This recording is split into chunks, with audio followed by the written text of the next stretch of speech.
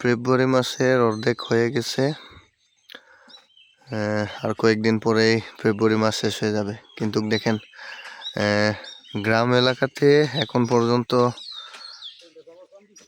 মানে প্রচুর কুয়াশা পড়ে।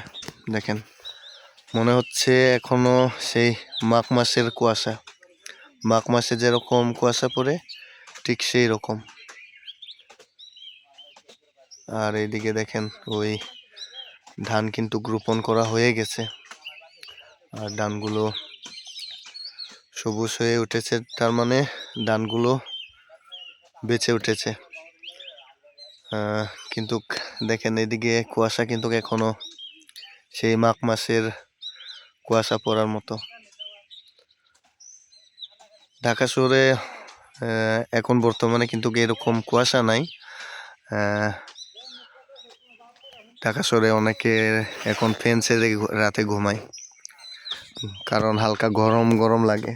কিন্তু গ্রামে এসে দেখলাম এখনো সেই শীতকালের যে আবহাওয়া ঠিক সেই রকম এখনো আবহাওয়াটা রয়ে গেছে। যে দেখেন আমি কিন্তু এখন বর্তমানে 9টা 9:30 এরকম টাইম, ঠিক আছে, 9:30 টাইমে আমি আছি এই যে প্রকৃতির মাঝখানে দাঁড়িয়ে।